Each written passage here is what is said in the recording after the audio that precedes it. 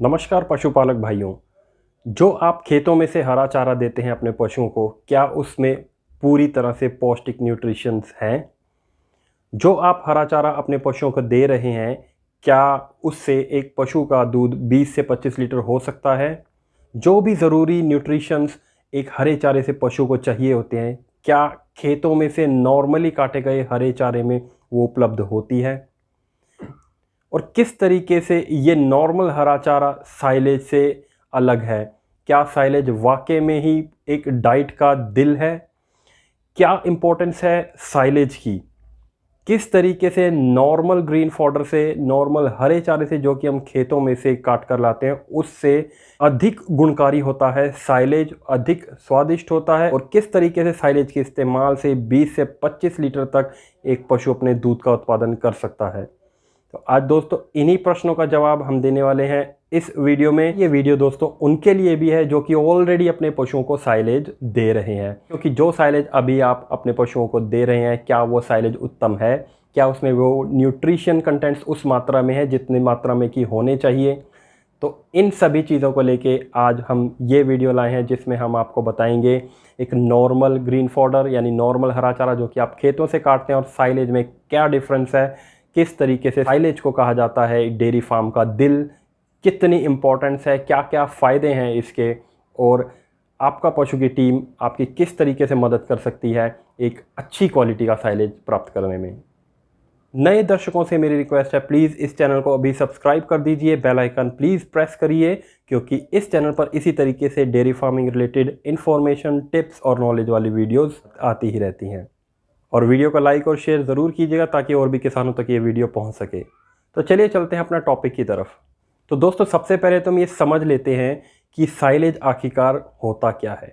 इसकी डेफिनेशन हम समझे तो डेफिनेशन के अकॉर्डिंग दोस्तों, जो भी आप खेतों में से हरा चारा काटते हैं, अगर आप उस हरे चारे को उसकी सबसे न्यूट्रिशियस स्टेज में काटते हैं, सबसे ज़्यादा न्यूट्रिशियस स्टेज में काटने के बाद आप उसे कटिंग करके, उसे चॉप करके, उसे काट करके आप उसे स्टोर करके रखते हैं 45 दिनों तक, तो 45 दिनों तक और भी ज़्यादा न्यूट्रिशियस हो जाता है। और इस तरीके से न्यूट्रिशियस होने के बाद जो हरा चारा अब बन जाता है वो बन जाता है साइलेज। तो अगर आप प्रक्रिया और डेफिनेशन के हिसाब से देखें तो ये नॉर्मल हरा चारा ही होता है, बट आप इसकी डेफिनेशन में देखेंगे कि 2 बार इसको नॉर्मल हरे चारे से ज़्यादा न्यूट्रिशियस मैंने बताया है। एक तो वो जब आप खेतों में से ग्रीन चारा यानी कि हरा चारा काट रहे हैं, तो वो काटते वक्त भी आप उस समय काट रहे हैं जबकि वो जब सबसे ज़्यादा न्यूट्रिशियस होता है। दूसरा, काटने के बाद भी, उसकी चॉपिंग करने के बाद भी आप उसे 45 दिनों तक स्टोर कर रहे हैं ताकि वो और ज़्यादा न्यूट्रिशियस हो सके। तो इस डेफिनेशन से, इस प्रक्रिया से ही आपको फ़र्क समझ में आ जाना चाहिए कि नॉर्मल हरे चारे और साइलेज में क्या फ़र्क है। दोस्तों यहाँ तक कि साइलेज को एक पशु की डाइट का दिल भी कहा जाता है, यहाँ तक कि डेयरी फार्म का हार्ट यानी डेयरी फार्म का दिल भी बताया जाता है साइलेज को। विदेशों में और भी जगहों पर बड़े बड़े फार्म्स में ये साइलेज होना बहुत ही ज़्यादा इम्पोर्टेंट होता है दोस्तों। यही कारण है कि बड़े फार्म्स पर आप देखेंगे कि 30, 35, 40, 45, 50 लीटर तक की भी गाय आपको मिल जाती है। और यही चीज़ अगर आप विदेशों में देखेंगे तो साइंटिफिक डेयरी फार्मिंग करने के रीज़न से वहाँ आपको आराम से 70 से 80 लीटर देती हुई गायें आराम से डेयरी फार्म्स में मिल जाती है दोस्तों। तो दोस्तों आपने नॉर्मल हरा चारा और साइलेज के बीच का डिफरेंस तो आपने अभी परिभाषा से ही समझ लिया होगा कि नॉर्मल चारा तो दोस्तों वो है जो कि आप खेतों में जाकर काट रहे हैं, ठीक है। उस काटे गए चारे को आप सीधा लाकर पशु को दे देते हैं।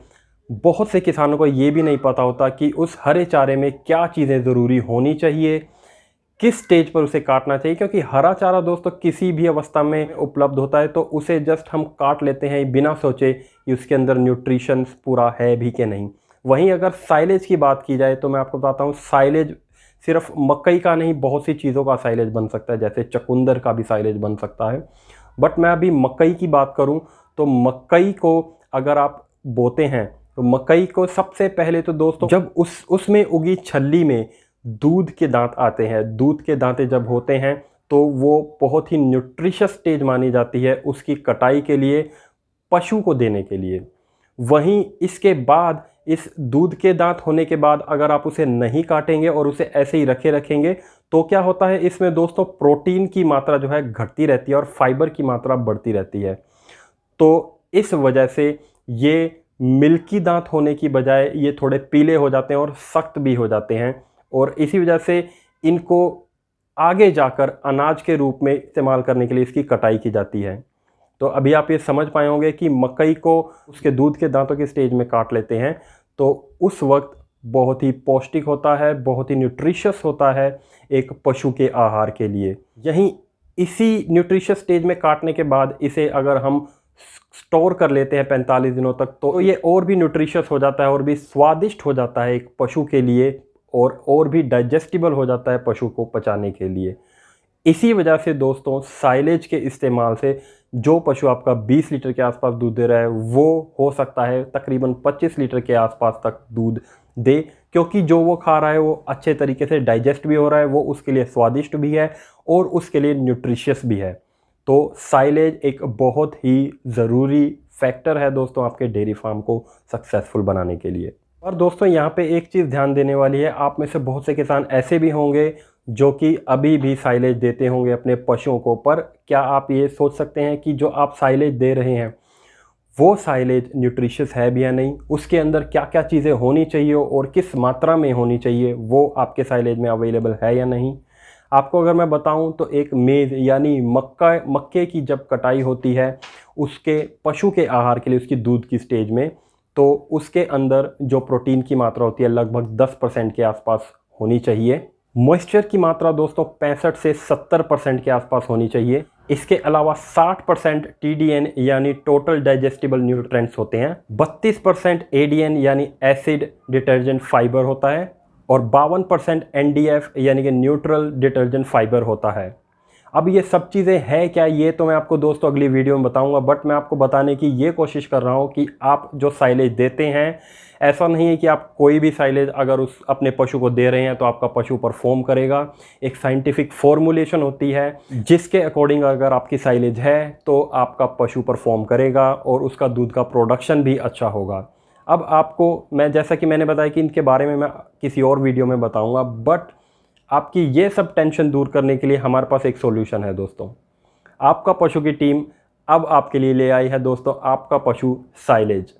जी हाँ, बिल्कुल सही सुन रहे हैं आप। आपकी इस ज़रूरत को पूरा करने के लिए साइंटिफिक फॉर्मूलेशन से तैयार किया आपका पशु साइलेज यानी कि किसान डेयरी फार्म साइलेज हम आपके लिए लाए हैं, जो कि आपके पशु के दूध का उत्पादन बढ़ाएगा 10 से 20%। जैसा कि मैंने बताया अगर 20 लीटर आपका पशु दूध दे रहा है तो हो सकता है वो तकरीबन 25 लीटर के आसपास तक पहुंच जाए अगर आपने उसको सही तरीके से न्यूट्रिशन दिया तो। आप ये सर्टिफाइड और साइंटिफिकली फॉर्मुलेटेड साइलेज प्राप्त करने के लिए हमें नीचे लिखे नंबर पर संपर्क कर सकते हैं। इसके अलावा आपको अपने डेयरी फार्म के लिए अच्छे पशु चाहिए तो भी आप हमें नीचे लिखे नंबर पर संपर्क कर सकते हैं। जैसा कि आप जानते हैं हम बहुत से फार्मर्स को अभी तक पशु दे चुके हैं और उनकी ज़ुबानी आप सुन सकते हैं इस प्लेलिस्ट में कि उनका हमारे साथ एक्सपीरियंस कैसा रहा। और अब साइलेज लेने के लिए भी आप हमें सेम नंबर पर कॉल कर सकते हैं। हमने अभी कुछ लिमिटेड स्टेट्स में दोस्तों स्टार्ट किया है, तो अधिक जानकारी के लिए नीचे लिखे नंबर पर आप संपर्क कर सकते हैं।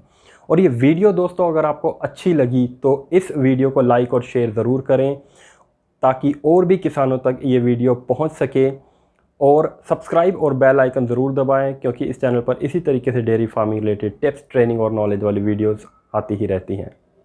तो मैं अमनदीप सिंह मिलूँगा आपसे अगली वीडियो में दोस्तों, तब तक के लिए नमस्कार।